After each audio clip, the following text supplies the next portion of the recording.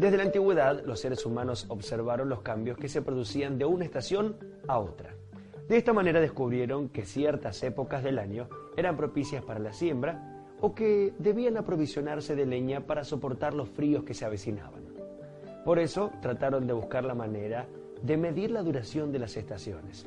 A través de la naturaleza, por ejemplo, aprendieron que cuando las bandadas de ciertas especies de pájaros abandonaban la región, llegaban los días de frío, o que el florecimiento de algunas plantas anunciaba la llegada de días largos y calurosos. Había que medir el tiempo de la siembra y la cosecha, cuándo honrar a los dioses o preparar abrigo. Y se inventaron los calendarios solares. Nuestro calendario actual es del tipo solar y combina el ciclo de los días y noches con el de las estaciones. En un año, es decir, un ciclo de estaciones completo, entran 365 días y un cuarto. Por eso, cada 4 años hay un día más en el año de nuestro calendario. Son los años bisiestos, en los que febrero tiene 29 días en lugar de 28. La Tierra está en continuo movimiento. Gira sobre su eje en un ciclo que se completa y se repite una y otra vez cada 24 horas. Por eso se suceden el día y la noche. Si desde un lugar de la superficie terrestre observamos atentamente durante varias horas cómo cambia la posición del Sol y las estrellas en el cielo, podemos percibir el movimiento de rotación terrestre porque vemos al Sol y a las estrellas girar alrededor de nosotros. Como cuando estamos en una calecita en movimiento y el paisaje a nuestro alrededor gira. O por lo menos, eso es lo que parece.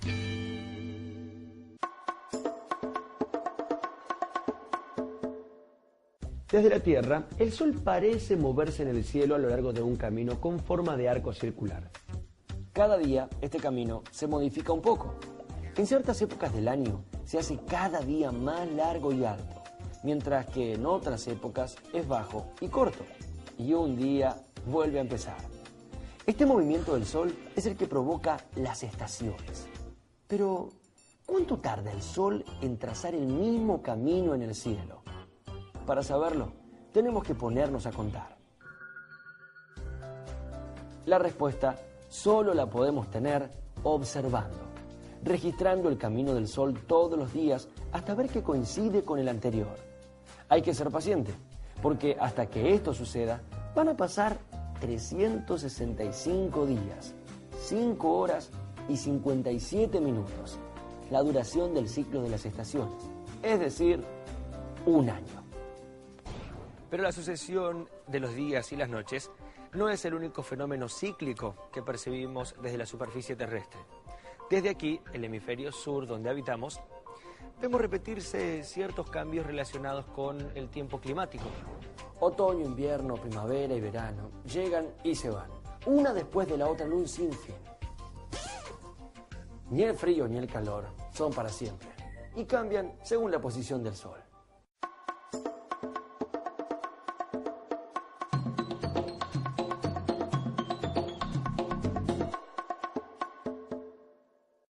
Aproximadamente el 20 de junio se produce el solsticio de invierno. Vemos al Sol seguir un camino que es el más corto en todo el año y alcanzar la menor altura en el cielo. Es el día del año con menos horas de luz. Es la estación del invierno. A partir de esa fecha, poco a poco veremos al Sol trazar un camino en el cielo cada día más largo y llegar más alto, y cada día tendrá más horas de luz que el anterior.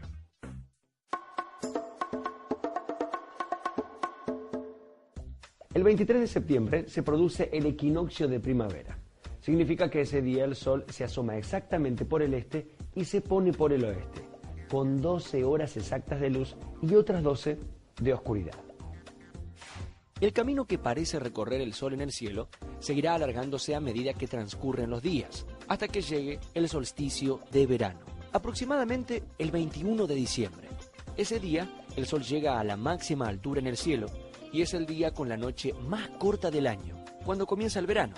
A partir de esa fecha, el camino del Sol en el cielo cambia en un proceso inverso. Se acorta a medida que pasan los días. Aproximadamente el 23 de marzo, el día vuelve a durar exactamente lo mismo que la noche. Es el equinoccio de otoño. La cantidad de horas de luz de los días sigue reduciéndose hasta el próximo 20 de junio, en que comienza un nuevo invierno y el ciclo vuelve a repetirse. Esto es así para quienes vivimos en el hemisferio sur del planeta.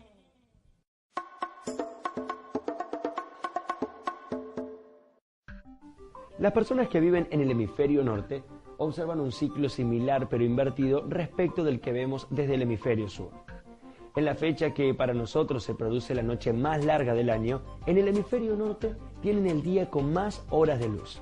Cuando para nosotros es verano, para ellos es invierno. El 24 de diciembre, por ejemplo, en Navidad, Papá Noel, un personaje originario del hemisferio norte, anda en la nieve muy abrigado, mientras que nosotros, en el hemisferio sur, tenemos calor porque recién ha empezado nuestro verano. Aunque invertidas las estaciones, los solsticios y equinoccios se producen al mismo tiempo en ambos hemisferios y se repiten una y otra vez con regularidad.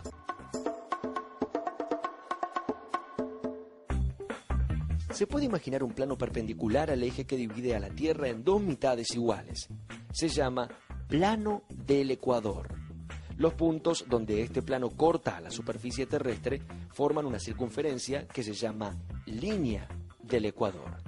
Cada una de las mitades de la Tierra limitadas por el ecuador se llaman hemisferios. El hemisferio norte, donde está el polo norte, y el hemisferio sur, al que pertenece el polo sur.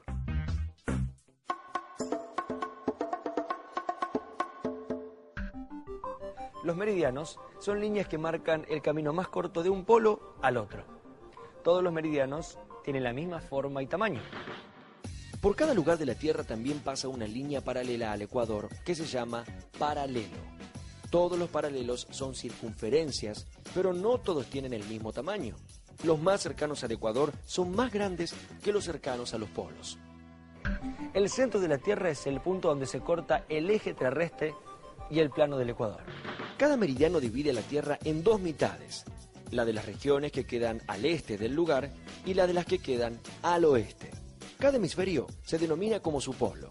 Los paralelos no se cortan entre sí y cortan a todos los meridianos.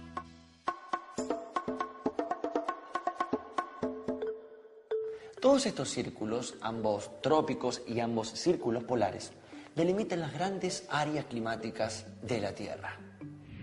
El 21 de junio, durante el solsticio de invierno en el hemisferio sur, la situación es inversa a la de 6 meses antes. Entre el círculo polar antártico y el polo sur no sale el sol, mientras que por encima del círculo polar ártico no se pone el sol durante todo el día.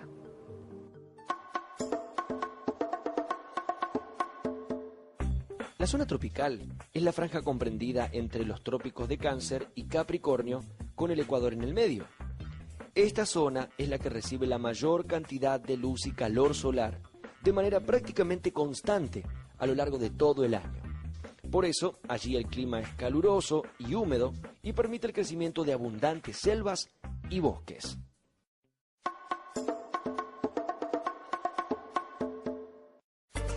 Las áreas denominadas templadas son las bandas situadas entre los trópicos y los círculos polares. En ellas, los cambios de iluminación solar a lo largo del año son más notables que en el resto del planeta, que originan los 4 periodos que llamamos estaciones: primavera, verano, otoño e invierno. En las zonas tropicales, en cambio, solo existen 2 estaciones: la húmeda y la seca.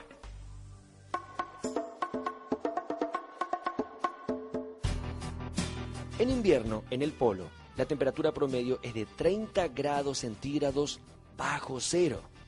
Piensen un poco, dentro de las heladeras hay solo 7 grados bajo cero. En verano apenas llega a los 0 grados. Pero ustedes se preguntarán, ¿por qué tanto frío? Bueno, porque al suelo de estas regiones los rayos del sol llegan siempre muy oblicuos. Los rayos solares atraviesan una espesa capa de atmósfera antes de alcanzar el suelo terrestre y pierden en el camino una gran parte de su energía. En un polo, durante el verano, aunque el sol permanezca casi todo el día sobre el horizonte, sus rayos llegan tan debilitados que no llegan a calentar demasiado el ambiente.